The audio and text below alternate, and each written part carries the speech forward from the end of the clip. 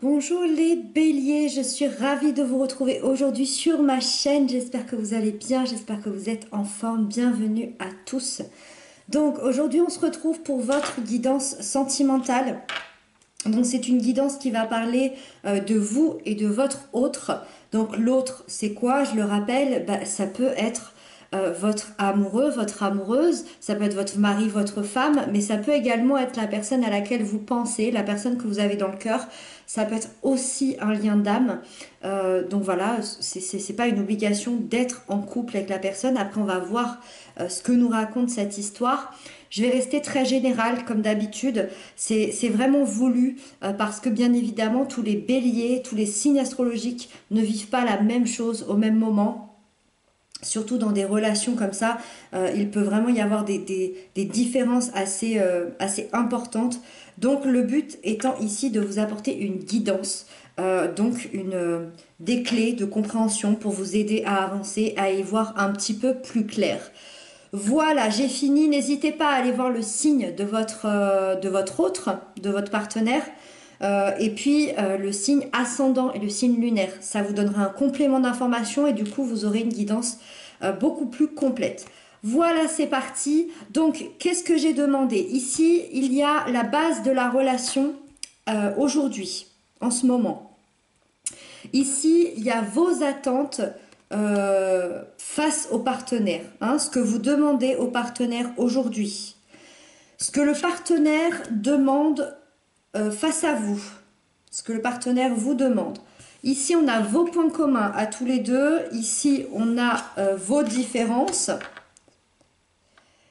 Et ici, on a les conseils du tarot qui vous sont donnés pour vous aider à évoluer et à avancer par rapport à ces problématiques que vous avez. Voilà, donc ensuite, on démarre donc avec la base de la relation en ce moment. Vous avez le 9 de baguette. Alors, le 9 de baguette, effectivement, ici, on parle quand même d'une certaine bataille.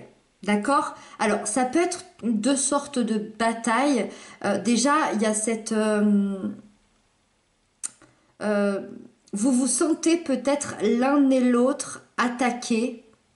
Euh, Peut-être que vous avez la sensation que votre autre vous attaque ou votre autre a la sensation que vous l'attaquez. D'accord? Il y a une certaine mise en retrait par rapport à l'autre. Si c'est pas ça, c'est que c'est ensemble que vous vous sentez attaqué. C'est-à-dire que le couple est attaqué par un extérieur. Quand je dis attaqué, ça peut être au sens propre comme au sens figuré. Ça peut être par exemple, je sais pas, une belle famille qui voudrait pas vous voir ensemble. Ça peut être des kilomètres et des kilomètres, des milliers de kilomètres qui vous séparent.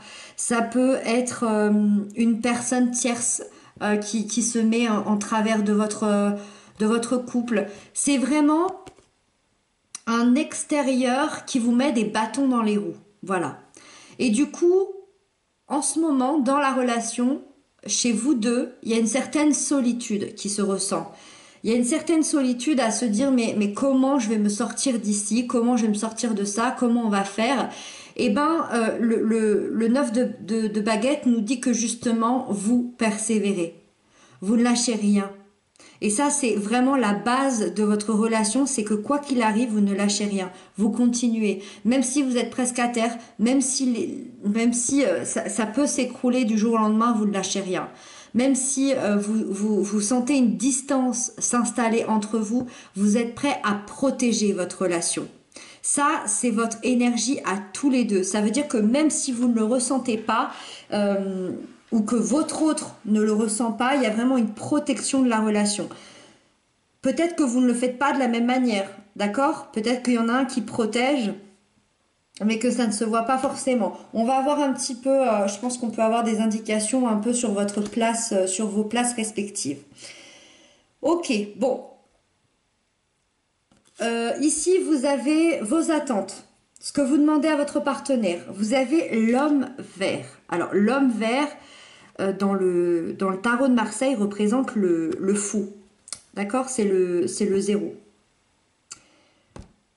L'homme vert. Qu'est-ce qu'il nous dit cet homme vert? Il nous parle d'un nouveau départ. Ça veut dire que En fait, cette carte, c'est une énergie à la fois de départ et d'arrivée. Ça veut dire qu'en fait, vous laissez quand même derrière vous un chemin avec des hauts, avec des bas, avec des joies, avec des peines. Donc c'est ce qu'on a vu ici. En ce moment, c'était peut-être un peu plus bas que haut. Et ce que vous attendez de votre partenaire, ce que vous attendez de votre relation, de la vie en ce moment, c'est de repartir à zéro.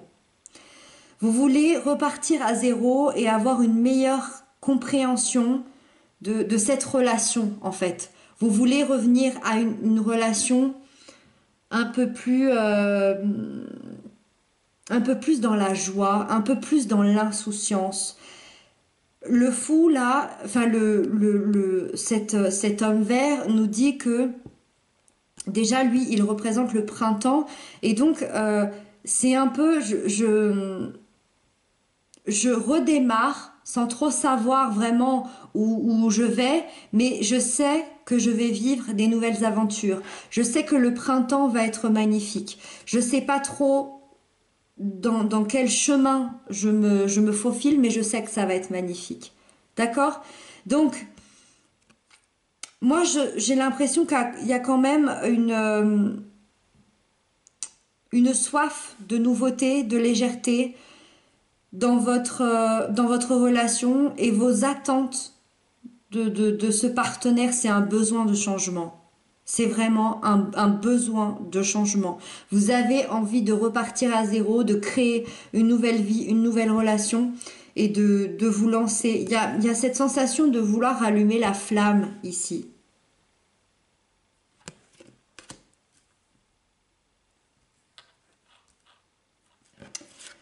Les attentes du partenaire face à vous, c'est l'as de baguette. Alors c'est hyper intéressant parce que le partenaire veut également un nouveau départ. Alors c'est pas tout à fait le même, mais c'est hyper intéressant.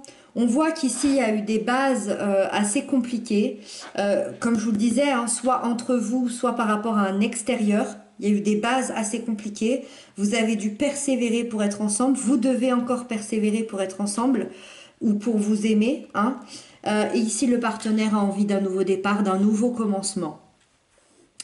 Le partenaire veut un peu la même chose, mais au niveau passionnel, au niveau des désirs, au niveau des envies. Ça peut même nous parler d'une envie charnelle ici. Alors, est-ce que c'est quelque chose que vous partagez ensemble ou pas? Ça, je ne sais pas. Est-ce que c'est quelque chose qui a été un peu mis de côté dans votre couple pour plein de raisons?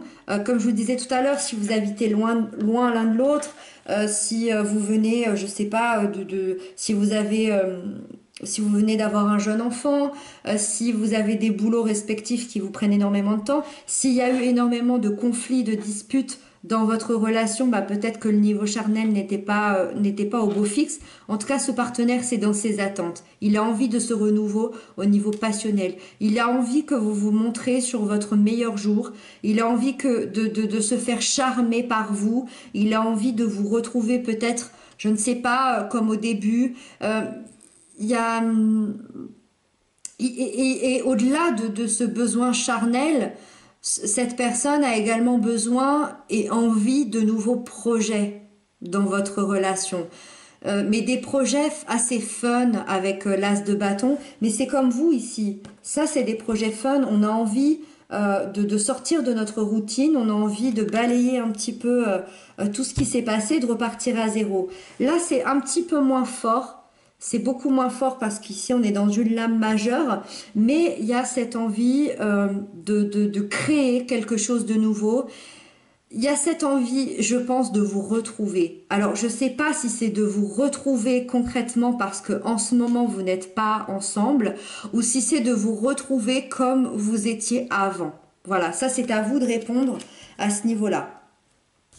Ensuite, vos points communs, ce qui marche dans la relation, ce qui vous aide. Vous avez le 6 de baguette. Ça, c'est vraiment top parce que c'est comme si vous étiez des boosters pour l'un et pour l'autre. En fait, vous vous tirez vers le haut, que vous soyez ensemble ou pas, par vase communicant. Quand l'un avance, l'autre avance aussi. Il y a cette sensation de fierté aussi avec cette carte. Alors, est-ce que ensemble, les gens vous trouvent lumineux? Est-ce que vous êtes fiers de l'un et de l'autre? Malgré toutes les épreuves que vous avez traversées ensemble, ou même séparément, il y a quand même, il réside une confiance entre vous et un amour, vraiment, et un amour et beaucoup de fierté. Alors, je ne sais pas dans quel cadre cette fierté vous parle, mais vous êtes fiers d'être ensemble, vous êtes fiers de votre amour, vous êtes fiers, vous avez envie de le crier haut et fort, vous avez envie de le démontrer, votre amour. Et je comprends mieux pourquoi vous avez envie de rallumer la flamme ici par rapport à la base de la relation qui est compliquée en ce moment, où vous sentez une certaine solitude. D'accord? Ensuite, vos différences. Alors, ce qui peut au contraire un petit peu freiner, vous avez le chevalier d'Atamé qui représente les épées. Alors, la différence ici, c'est peut-être la vitesse à laquelle vous avancez. Peut-être que vous avancez à des vitesses différentes, peut-être qu'il y a des compréhensions qui arrivent plus tard qu'une autre. Peut-être que si je me fie à mon intuition, si je me fie au tarot, on pourrait dire qu'il n'y a pas la même intensité d'action et que vous êtes beaucoup plus dynamique. Quand on a l'homme vert, c'est pas une petite remise à zéro qu'on demande. C'est un énorme coup dans la fourmilière. C'est vraiment, ce serait presque lui dire bouge-toi. Bouge-toi, il faut qu'on vive, il faut qu'on avance. Donc voilà, le partenaire s'est confirmé, il veut ce nouveau commencement. Il veut ce nouveau commencement déjà au niveau passionnel, au niveau charnel, au niveau de nouveaux projets qui pourraient être assez fun. Ok? Vous, vous voulez plus grand que ça. Donc la différence, c'est peut-être la vitesse. Voilà, c'est peut-être quelque chose dont vous devez prendre un petit peu sur vous pour attendre que ce partenaire avance à la même vitesse que vous. Il y a aussi, je pense, un véritable problème de communication chez vous. Parce que vous souhaitez rallumer la flamme, on y a bien vu, chacun de votre côté, mais c'est comme si, en fait, c'est comme si vous ne vous l'avouez pas. Ou que l'un des deux, en tout cas, ne l'avoue pas à l'autre, ou que l'autre le comprenne mal, ou c'est comme s'il y avait une difficulté de dire les choses. Le chevalier d'Atamé,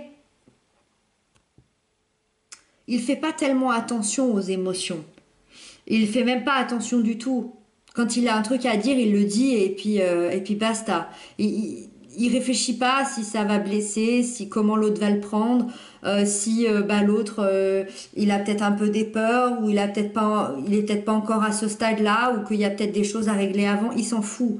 Et c'est un petit peu ça. C'est-à-dire que vous avez peut-être un petit peu ce sens têtu l'un et l'autre. Et c'est ça qui peut causer des différences, qui peut causer un ralentissement au niveau de votre évolution.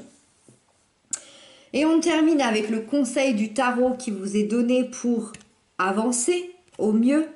Et on a la grande prêtresse, donc une arcane majeure. C'est une très belle carte parce qu'en fait, on vous conseille de découvrir le potentiel de la relation sous un autre angle. Ou alors le potentiel de l'un et de l'autre. De vous ouvrir à plus grand. Moi, cette carte, elle me fait penser à des connexions d'âme. Type âme sœur, flamme jumelle. C'est-à-dire qu'on n'a pas forcément besoin de... Peut-être que le problème de communication dont je parle ici, il se passe dans d'autres sphères. Parce que la grande prêtresse va vous conseiller de vous connecter au monde de l'invisible. Donc peut-être qu'il y a des choses que vous avez à savoir mais qui sont en vous. ou qui sont, comme je vous le disais tout à l'heure, par vase communicants l'un à l'autre. Peut-être que vous n'avez pas besoin de communiquer dans la matière, peut-être que vous avez besoin de communiquer âme à âme. On vous demande en fait de gagner en sagesse, de gagner en écoute, mais pas dans l'écoute de l'autre, de ce que l'autre va dire, mais dans l'écoute de votre intuition et dans l'écoute de l'intuition de l'autre, dans l'écoute de votre âme, du monde invisible. Et si je dois avoir une globalité, tout simplement, sans parler de connexion d'âme, si ça ne vous parle pas, il n'y a pas de souci, c'est d'avoir confiance en vous, d'avoir confiance en vos ressentis, d'avoir confiance en votre relation et surtout d'avoir confiance en l'autre.